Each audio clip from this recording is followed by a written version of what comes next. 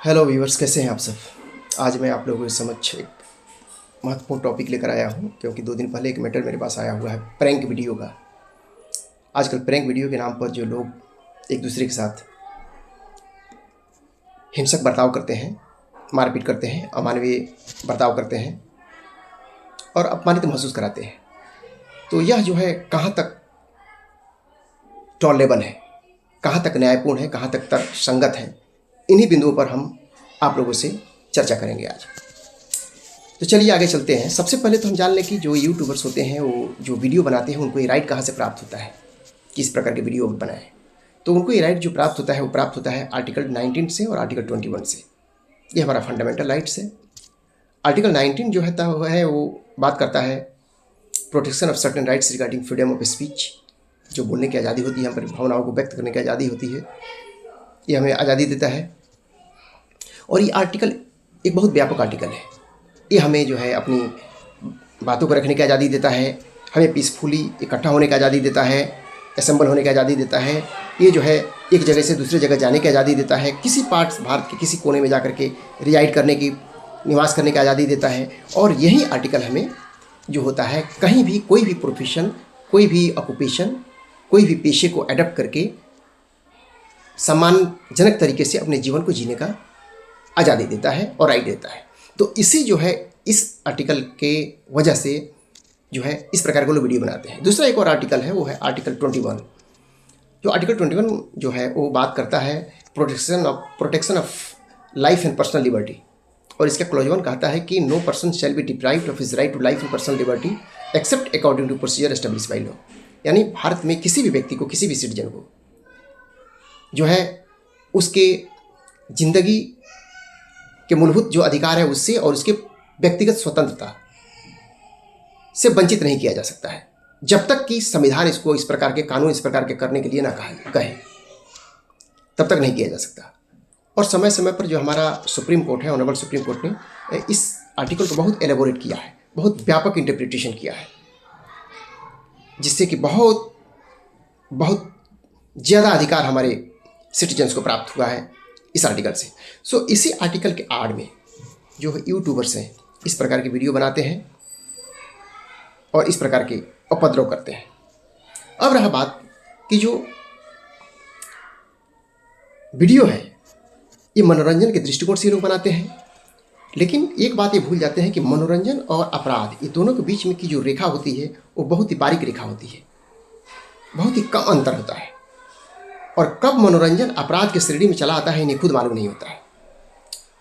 और इसका कारण है कि इनके दिमाग में सिर्फ एक चीज़ सेट रहता है, वो क्या है कि the numbers of viewers, maximum numbers of subscribers. क्योंकि ये जो काम करते हैं वो सब्सक्राइबर के दृष्टिकोण से करते हैं, और सब्सक्राइबर को खुश करने के लिए मैक्सिमम लोगों को लाइक और डिसलाइक की नज़र में रखते हुए ये इस प्रकार के काम करते हैं कि कब इनका मनोरंजन वाला पार्ट जो होता है जो कब अपराध में बदल जाता है इनको खुद मालूम नहीं होता है और वो ऑफेंस हो जाता है। अभी हाल ही में मैंने यूट्यूबर से बात किया था 2 दिन पहले कि भाई आप लोग इस प्रकार के बर्ताव क्यों करते हो। तो उन्होंने कहा कि उन्होंने अपनी सफाई में कहा कि सर देखिए, चूँकि हम लोग कोई ऑफेंस नहीं करते हैं, हमारे पास कोई फ़ोन आता है किसकी मदद के लिए कि उसके साथ इस प्रकार के जो है घटना हो गया है और उसके पास किसी प्रकार के एविडेंस नहीं है, तो हम लोग चाहते हैं कि उसके पक्ष में कोई एविडेंस क्रिएट हो जाए। और एविडेंस क्रिएट करने के नाम पर जो है इस प्रकार का हम लोग प्रोग्राम करते हैं, लेकिन एविडेंस के नाम पर ये लोग बहुत ज़्यादा कर देते हैं। लेकिन मैं इनसे जानना चाहता हूँ कि मान लो 2 मिनट के लिए कि जो व्यक्ति है वो अपराध किया ही है, तो इनको उस अपराध की सज़ा देने का अधिकार किसने दे दिया कि पार्क में बुलाते हैं, पार्क में बुला करके उसके साथ अभद्र व्यवहार करते हैं, उसको वीडियो शूट करते हैं, उसके प्राइवेट जो प्राइवेसी है उसको अपने कैमरे में कैद करते हैं, उसके साथ मारपीट होता है, उसके साथ असॉल्ट होता है, गाली गलौज होता है, अगर महिला है तो उसके साथ भी मारपीट होता है, उसके साथ भी असॉल्ट होता है। तो मैं ये जानना चाहता हूँ इस यूट्यूबर से कि आपको ये सब राइट किसने दिया, किसने आपको राइट दिया कि आप अपना फैसला या किसी का फैसला स्वयं कर लें, कानूनी फैसला। अगर सारे फैसला मीडिया, यूट्यूबर्स, रोड, पार्क और सार्वजनिक जगह पे करने लगें तो फिर प्रशासन, पुलिस और कोर्ट्स की क्या जरूरत है? इसको बंद कर दिया जाए। देखिए, ये कहते हैं कि हमारे पास राइट है, फंडामेंटल राइट है हमारा ये करना। ये फंडामेंटल राइट है, हम अपना फंडामेंटल राइट का एक्सरसाइज करते हैं। लेकिन मैं इन्हें बता देना चाहता हूँ यूट्यूबर्स को कि आपका फंडामेंटल राइट है, मैं जानता हूँ, सही बात है।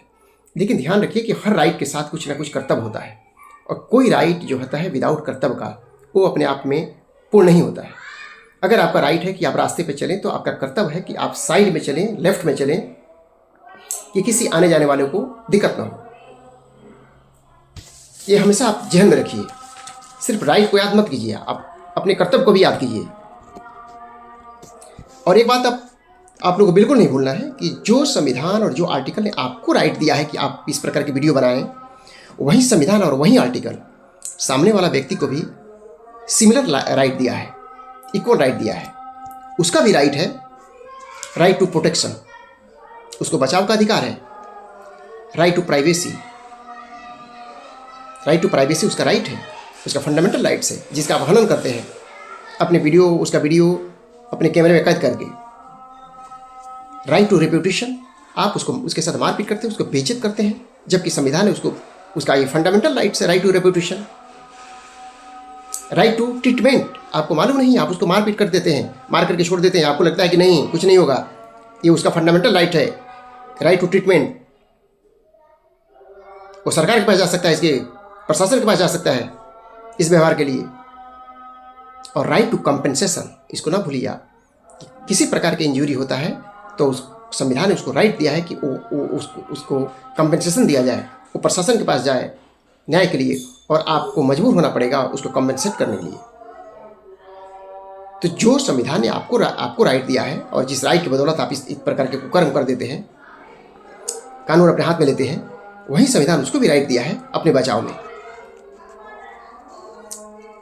इसके अलावा मैं एक चीज़ कहना चाहूँगा इन लोगों से कि अगर आपको बहुत शौक है समाज सेवा का, एविडेंस क्रिएट करने का, तो उसके बहुत से तरीका है।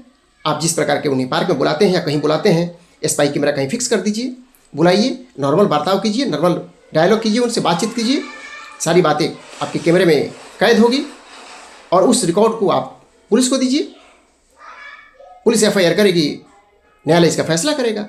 लेकिन आप कौन होते हैं कानून को हाथ में लेने वाले? आप कौन होते हैं ऑन दी स्पॉट फैसला करने वाले? ये गलत है। ध्यान रहे कि आपका जो एक्ट वो असॉल्ट की श्रेणी में आता है, किसको मारपीट करते हैं, मारते हैं, वो असॉल्ट की श्रेणी में आता है, ये अपराध है असॉल्ट। दूसरी चीज़ है कि ये इन्वेजन ऑफ प्राइवेसी है, किसी की प्राइवेसी निजी पल को इन्वेड करना, तोड़ना, बर्बाद करना, आक्रमण करना, अपने कैमरे में कैद करना, ये भी एक प्रकार का अपराध है, और आप अपराध करते हैं, उसके फंडामेंटल राइट का हनन है। इसलिए ये साधारण बात नहीं है। आगे जो है, इसके अलावा आप जो है पब्लिक प्लेस पे इस प्रकार के उपद्रव करते हैं, ये जो है डिस्टर्बिंग पब्लिक पीस, वहाँ पे आप जाकर शांति भंग करते हैं, और आप पर आपराधिक मुकदमा हो सकता है इसके लिए। अगर महिला होती है तो कई बार देखा गया कि आप लोग महिलाओं पे हाथ उठाते हैं, आपको लगता होगा कि साधारण बात है, साधारण बात नहीं है। आपके ऊपर सेक्सुअल असॉल्ट, सेक्सुअल हैरेसमेंट का केस हो सकता है।